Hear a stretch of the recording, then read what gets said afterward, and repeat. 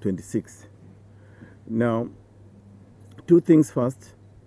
The first one is, on our way here, we watched Chairman Chebuakti give a statement, which I thought was very authoritative, decisive, and we wish that this has been the kind of communication that constantly came from the IEBC.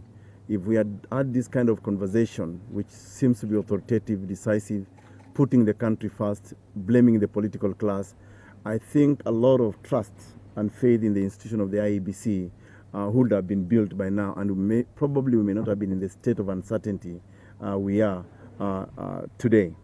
And we want to encourage IEBC and Chairman Chebuakti to speak to the nation more regularly, even if it means twice a day, on the mitigating factors they are put in place for the October 26 election. And we'll speak more about that in our talking notes.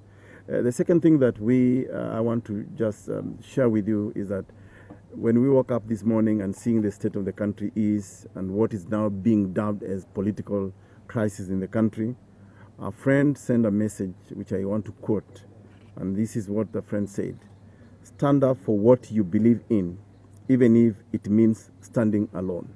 So our party is going to share with you what we believe as the right thing, even if it means we are the only party that can stand alone. Now, our views on what's happening in the country towards the repeat election of October 26 are the following. A couple of things. Number one, you all know that Third Way Alliance Kenya is a registered party with candidates all over the country, resolved to participate in the August 8th general election. We presented ourselves as the alternative leadership for this country, that we are different from the usual political class of Jubilee and NASA.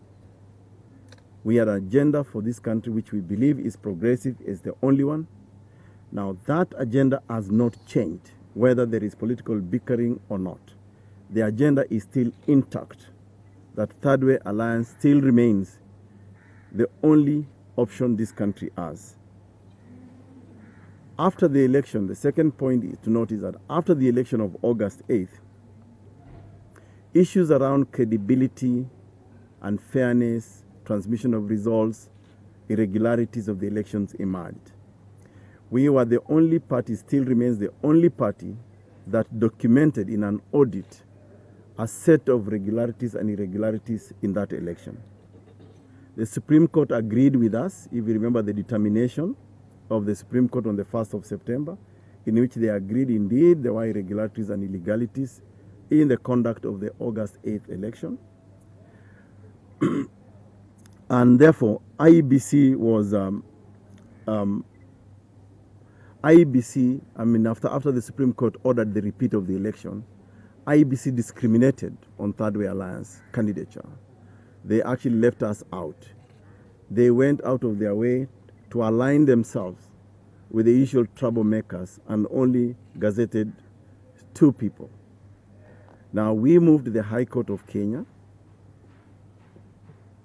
to seek to understand why IEBC, first of all, has disregarded the order of the court.